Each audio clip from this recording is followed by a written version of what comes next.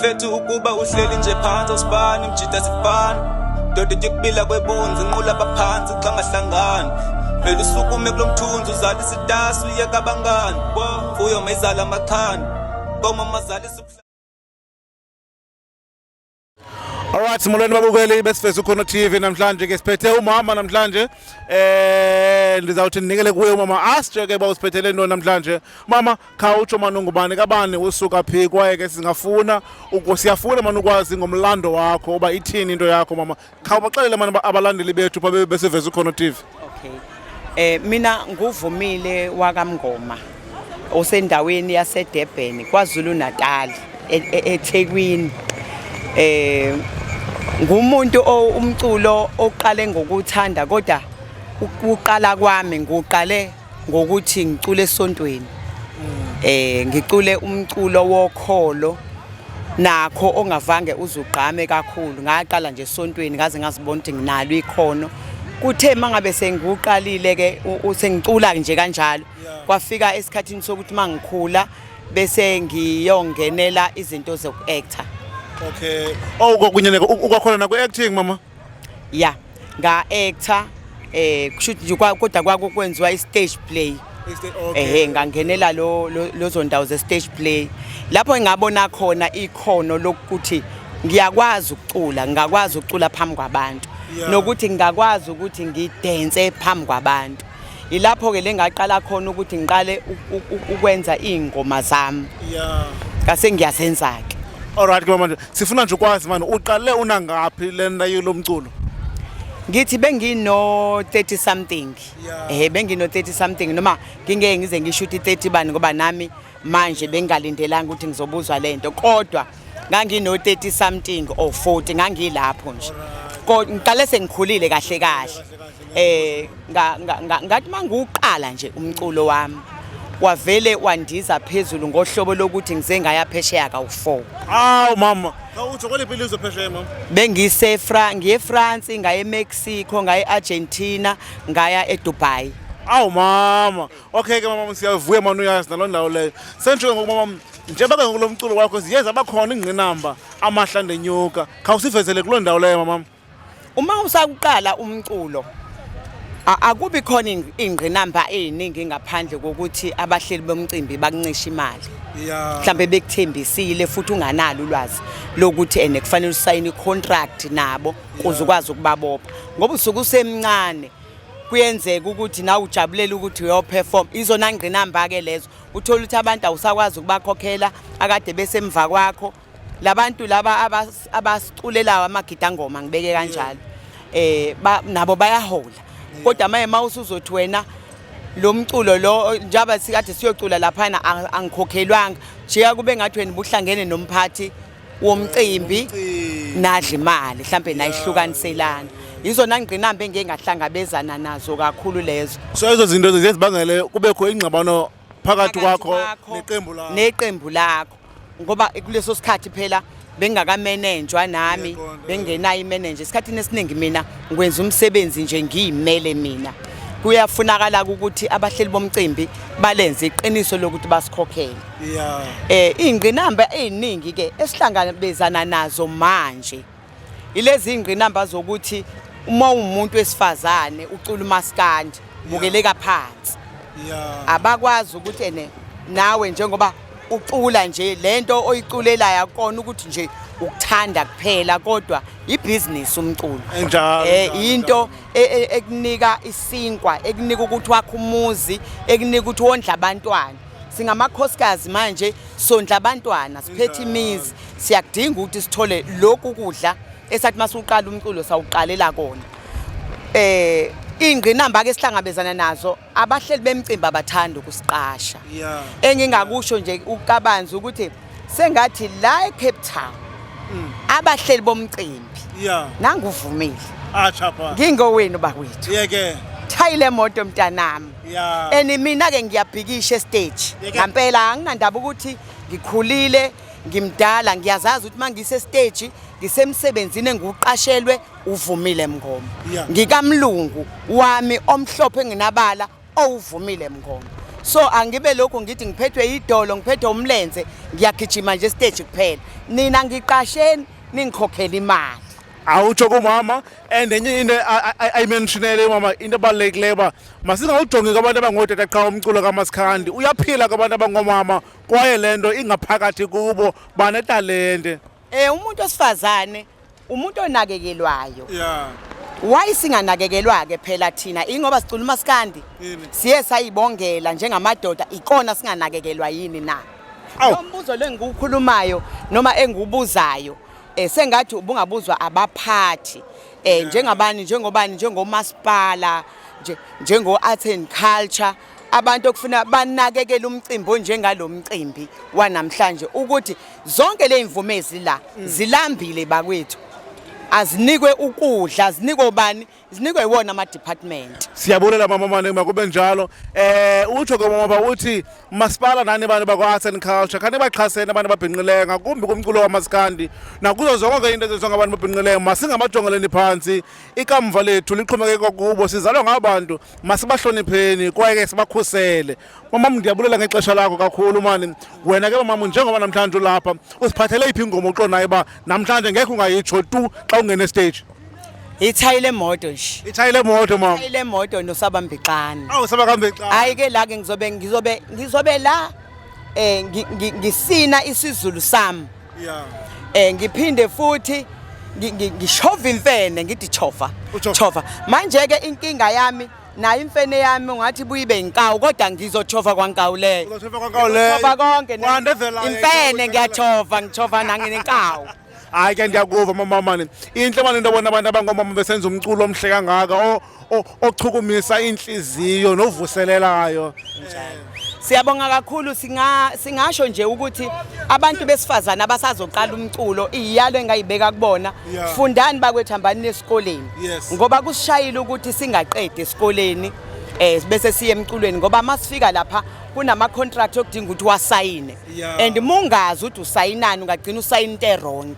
Siyacela ukuthi abantwana bahambe baye esikoleni bese befunda ukuyiphatha ngoba masicula nje asiculela ukuthi mhlambe sekufuna ukuthi sihambe siyophuza utshwala ukuze sithole isibindi sokuthi siyongena kubantu ngoba uzosithola leso sibindi uthi uyajomba uyowela ngale kwe stage ulimale and abantu sebebukani mebekubuka uphuzile.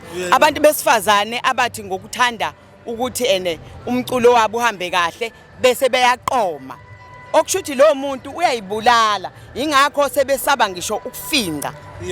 Sebelula ngoba mboza umzimba wonakele owona uwomfana igama engizolisho umuntu wesilisa uyawona umzimba womuntu wesifazane.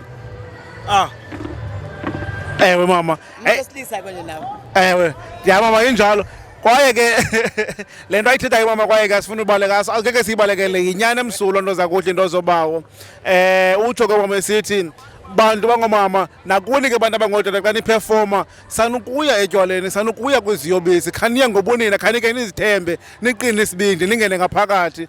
Mama masibulele kakhulu ngexesha lakho ababulandeli beSiveza Ukhono TV bayabulela kakhulu kwaye baseza kulandela emculweni wakho sizawuba nawe ngaphakathi ethembeni loba saphinda sithethe singayekelanga. Ngiyabonga kakhulu bantu abami sengathi nangelinla ngaphinde ngihlangane nani futhi. Enkosi mama makube Gcos makubeyele ungayendawo siyabuya. Sorry Chomi yathetha buze thini? Hayi mfandini khawuza apha nguwe wazi English ubusy into nathi iva mina lento. Ngile podcast Chomi kaSiveza Ukhono TV. Podcast? Sekantoni pha kuyi. Okay Chomi it's a new podcast sanofika yabo. So kuSiveza Ukhono so basically baveza amakhono abantu italente zabantu Chomi yabo. Imalunga netalente zabantu. Uyabazisa ke sana Chomi ngibukele but then uSiveza Ukhono TV iveza italente zabantu abantu abaculayo abantu abenza art yonke into abachaze amabali abo nendlela abaqale ngazo and then it's basically about that. Fumaneka phi lento cacisa fondini ithuba lisakhona. So kuba uyayifuna ungena nje ku YouTube ufika ku YouTube ucofe la ndawo yo search aphana and then after ucofe pha ubhala Siveza Ukhono TV and then izovela. Then ku Facebook ikhona ufika ku Facebook ungena pha kula ndawo yo search again uthi Siveza Ukhono TV and then izovela. And what they did ngoku banento entsha lanto intsha uyakwazi usearch aphana uyakwazi ungena phana and then uba ufuna ucomment mhlambi ufuna ubuza umbuzo kulo muntu bazobe nayo ngalo mini uyakwazi ucomment apha Subscribe pan. Uya subscribe. Definitely uya subscribe so that uzobona xa bephinde baposte into entsha ungaphoswa. Because imandi podcast yabo zimandi into zaphana. Okay. Enza ijonga ngoku. Okay, Joe. Ayonge nazo ayonge le. Yiyo. Okay, all right. Alright, sekunjalo ke ntozobawo. Ndiphethe inkabi yakuthi apha esuka ngapha eKZN. Kodwa ke ndizayinika nje ixesha loba ikwazi nje uzazisa bhuti wam khawutsho mani ongubani kabani ndosiphethele ntoni namhlanje. Lo phambi kwenu babukeli uSolwazi usembatho sabafelokazi inzile emnyama abayigqoka abayishalazela ngoba sebeyifaka amashaba nomintsephe emawuthanda ngiqhamuka phansi emzimkhulu lapho ngiqhamuka khona eKZN lapho ngisuka khona yimlong phambi kwenu ngilapha eKapa lodumo namhlanje Cape Town eWestern Cape la ngikhona kumphathi wohlelo Maskandi Music Festival. Alright, into zobawo njengoba nizivele ke nani namhlanje kuza kasixelele ngomlando wakhe uba uqale nini ukucula kwaye umculo umphethe kanjani bhuti wami khawutsho mani kasixelele uba njengoba kudala ucula nje uqale nini lento kwaye ikuphethe kanjani. Sele kuminyaka noko ngikhona la endimeni yomculo ngoba ukufika kwami emculweni ngifike ngo2015 ngifika ngiyiqembu elalibizwa ngokuthi ama-NMZ ngibe ngikhona vele nguSolwazi mina kulona kodwa ke mina wayolida mina wenza konke futhi nethi nje ngangisebenzisa ukuthi ama-NMZ ngoba ngangizama ukugqamisa leya ndawo yangakithi siniswazi ukuthi i-number plate yasemzimkhulu bethi NMZ so bengizama nje ukugqamisa indawo yangakithi kahle kahle ngalelo gama then ithe mase ngibona ukuthi hayi seyenzekile into engangiyifuna ngase ngibuyela ke egameni lami ke uSolwazi ke njengoba ngiqhubeka nalo nguSolwazi njengamanje sesila ku2025. Bhuti wami ndiyava mani bazikhona apho ubuke waphumelela khona mani I think kwenye bungu number 1 kwenye wangu waphuma number 2 khazikhankanye mani zeziphe zo competition ukwangenelela zona.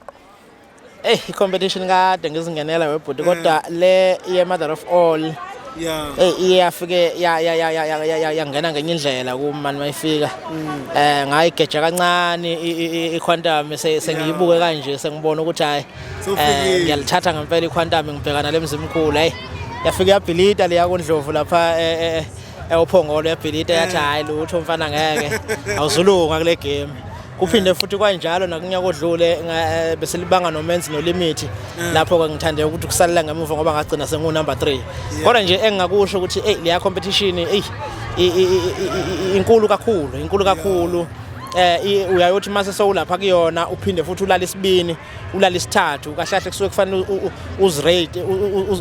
uzrate nabaculi ngempela ukuthi usezingene elifanele lokuba umculo.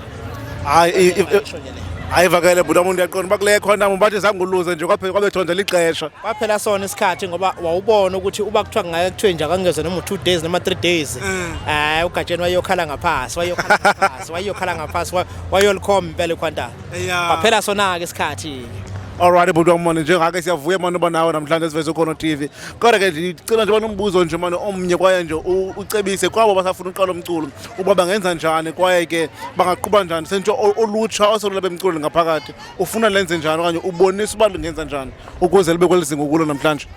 Engakubonisa nje mntakababa la kule industry yomculo patience into yokuqala le ube nesineke ubese kube futhi unalo uthando lomculo eyona enkulu kakhulu kunazo zonke ngaphezulu kwalezi sengizibalile esithathu akube ukuthi ikhona lona qobo lalo likhona ngoba akusiza ukuthi ube sendimeni yomculo ngoba mhlambe uafford ukungena endimeni yomculo njengoba ke manje sekwangeneka kalula endimeni yomculo so ukwazi ukuthi uyokhokha estudio uzikhokhela imali yakho uziculele ngabindaba zalutho akusifana naqala bakade ukuba zi-managers zama company ezifuna abaculi so manje angathi ungaba nalezi zinto ezintathu engizibalile bese ikhono nje kube yilona elihamba phambili bese likhona nemaphambili. Yebo Njengoba ke nisivele nani nozobawo ndithetha ke ne-upcoming artist ukuba ibalulekile italente ungayinje kuba uzazi umhlamba kuthweni makube Khosi makube Hela into zakuthi makithi kumnyama kuvele kukhanya ningayindawo sisahleli kunye nani apha sizaphinda sidibane bhuti wami ngekudlala ngaphakathi mani khawubaxelele mani baveze khona ubaphethele ntoni namhlanje. Uyabona mangingena la ngaphakathi ngifuna ukukushintshela inkundla ngoba sengithema ngibona ngabuka wonke ama-artist akhona la ukuthi ahamba ngacalanye. Mina ke njengoba ngiqhamuka eKZN nje ngizofika ngikwenzela into ehlukile kakhulu njenga namhlanje. Into engiyiphethe angizuyisho ke i-surprise into engiyiphethe namhlanje. Uzuhlale nje wena emnxebeni uhlale nje eduze kwama TV azobe khona evuliwe ubone ukuthi uSolwazi uzofika enzeni stage mayifika khona kodwa kona engineshow ngako angeke uzuphoxeke uyophuma ujabulile uma wabona uSolwazi edlala stage. Makube Gcosi Makubele mayihlangane ngaphakathi into zobawo kusezaba njalo kusezaba mnandi saphinda sidibane naye. Stay tuned enkosi bhuti.